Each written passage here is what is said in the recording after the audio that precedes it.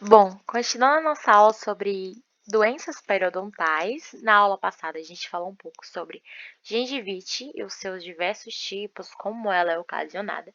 E como eu disse na aula passada, a gengivite pode tornar uma periodontite, mas a periodontite talvez possa não vir da gengivite, né? Ela pode vir ser ocasionada por outros fatores.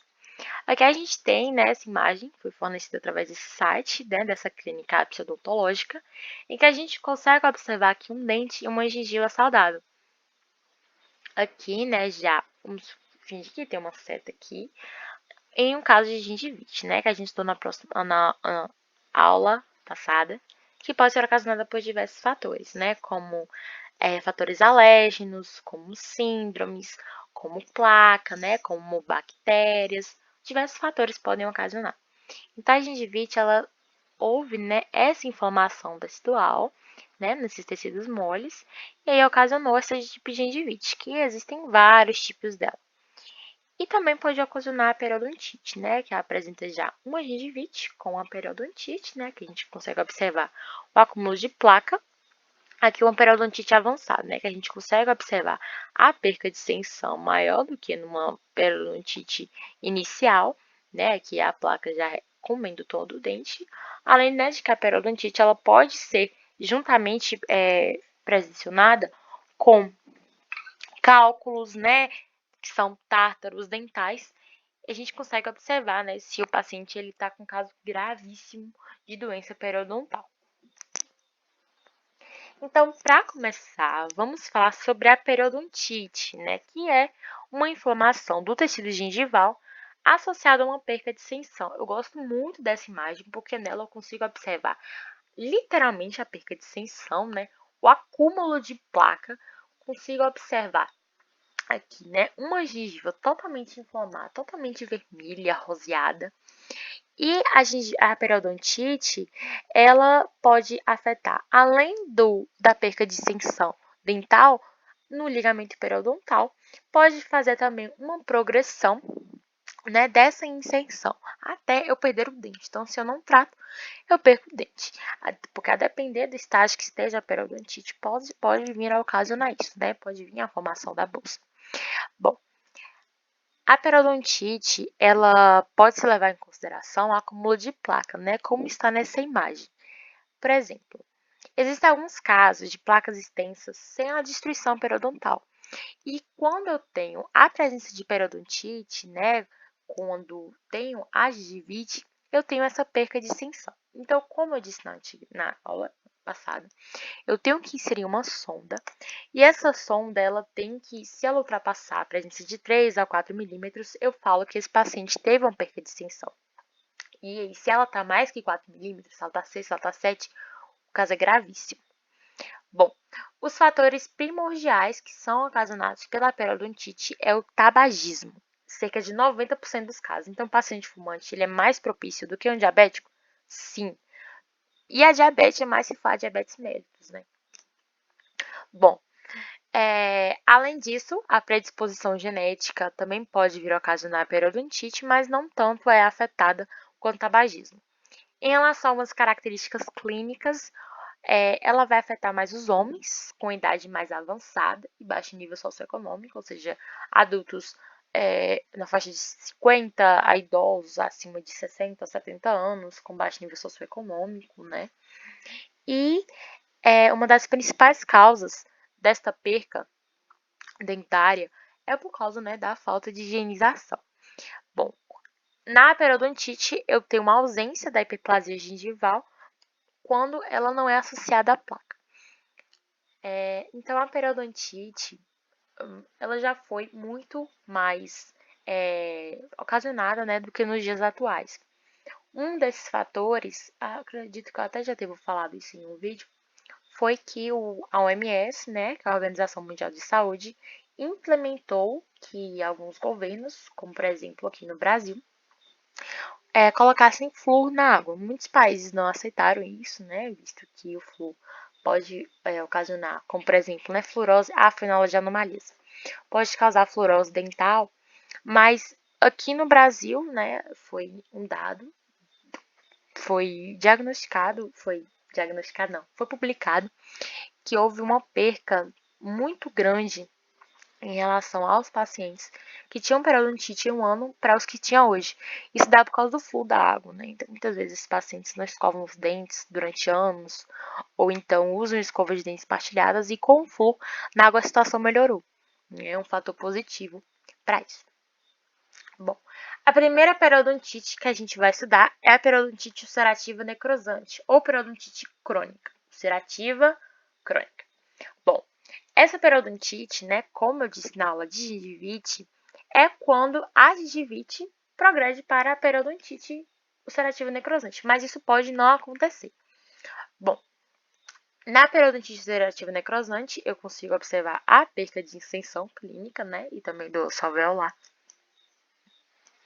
E ela tem uma origem, provavelmente, dentro de uma área de periodontite pré-existente, ou seja, eu já tenho periodontite, já tenho gengivite, e aí surge a periodontite ulcerativa necrosante, né? Pode ser associada a isso. Pode apresentar sequelas de episódios de gengivite, então, se eu tenho algum sinal clínico que foi da gengivite ulcerativa necrosante, pode vir para a PUM, né? Ou a PUC.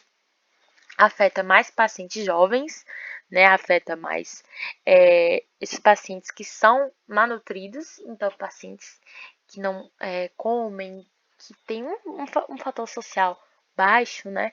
Pode vir a ter esse tipo de periodontite ulcerativa necrosante. Em relação ao tratamento, faz-se uma raspagem radicular supragengival e um enxerto, certo? Quando há defeito ósseo, mas geralmente não é muito recomendado. E o medicamento que é mais utilizado para esse tipo de periodontite, assim como uma periodontite comum, são os AINES, né, que são os anti-inflamatórios não esteroidais. Aqui a gente tem a periodontite agressiva localizada e também tem, né, a periodontite agressiva generalizada. Mas antes de falar um pouco sobre isso, eu vou entrar um pouco aqui sobre biologia bucal, né, microbiologia bucal. A periodontite agressiva, ela tem como a principal bactéria de todas a Aggregatibacter actinomycete comitans. Ela é a principal causadora de periodontite agressiva localizada. Já a periodontite crônica, ela é mais ocasionada, né, pela Phophromonas gingivalis. Essa bactéria abençoada, juntamente com o acúmulo de placa, né, e outros fatores, elas são as principais causadoras da periodontite.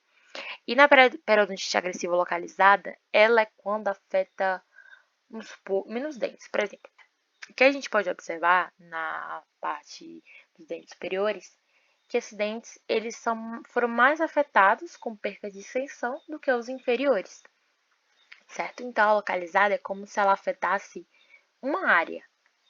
E a generalizada é como se afetasse tudo, né? O próprio nome dele já diz. Então, essa periodontite, ela não apresenta relação com distúrbios sistêmicos e eu lembro que eu falei que as bolsas periodontais acima de 4 já era preocupante. Então, nesse tipo de periodontite, as bolsas já estão acima de 7 milímetros e nos inferiores elas podem chegar até 12 milímetros. Então, quando eu faço uma radiografia, eu consigo observar que na região dos molares eu tenho uma reabsorção óssea vertical. Então, aqui a gente consegue observar essa reabsorção óssea vertical, né, bilateral, simétrica. E na região dos incisivos, que são muito afetados, tem uma zona de perca óssea em forma de arco. E esse aqui, né, a gente consegue observar esse enorme diastema que foi formado por conta, né, da perca de inserção. Bom, ele é um achado que pode vir a acometer mais crianças e adolescentes, né, entre 11 a 13 anos. Ele é uma tendência que pode vir a ser familiar. Tem uma resposta sérica de anticorpos, certo? Ela vai afetar mais esses dois dentes, né, que eu falei que são os molares e os incisivos. E eu tenho uma falta de inflamação gengival na localizada. Bom, tem uma presença de placa subgengival em todas essas áreas e o tratamento dela é o mesmo tratamento da periodontite agressiva generalizada, que a gente vai falar a partir de agora. Bom, essa imagem, assim como as outras, acredito que todas estão referenciadas, foi feita através desse site que foi o Estúdio Gorga. A periodontite agressiva generalizada, como eu disse, né, anteriormente, ela afeta mais dentes. Ela afeta uma quantidade de dentes superior do que a agressiva localizada. Ela também é ocasionada, né, pela Agregatibacter, mas também pode vir a ser ocasionada por outras bactérias. A parodontite agressiva generalizada, ela pode ter um início de casos que já foram, né, feitos ou iniciar de forma generalizada. Por exemplo, uma agressiva localizada pode tornar uma agressiva generalizada? Sim, pode se tornar. Mas elas podem vir somente, né, de forma generalizada. Elas dão mais, né, entre 12 e 13 anos. A gengiva ela está mais demasiada.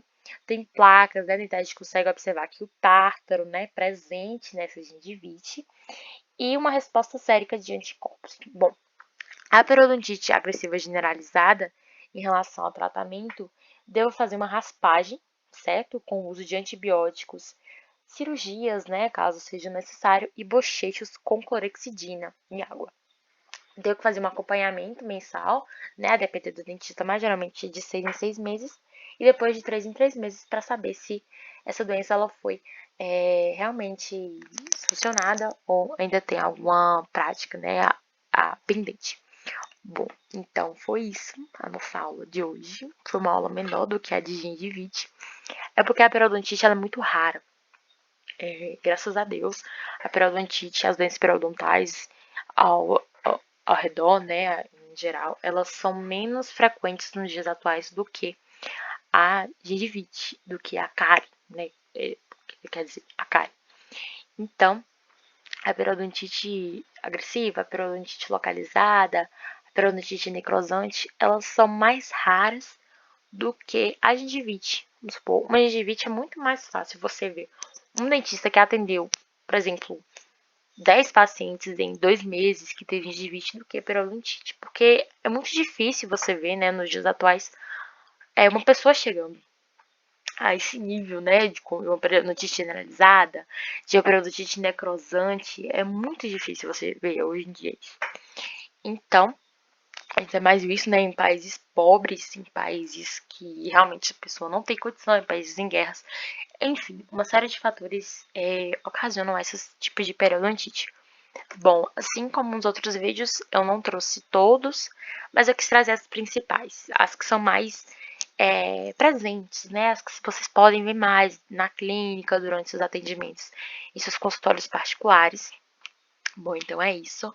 Muito obrigada por ter assistido até aqui. Espero que você tenha gostado. Qualquer dúvida, qualquer erro que eu disse aqui, diga, coloque aí nos comentários. Realmente é muita coisa para você lembrar, para você falar. E acaba acontecendo esses erros, né? Então é isso.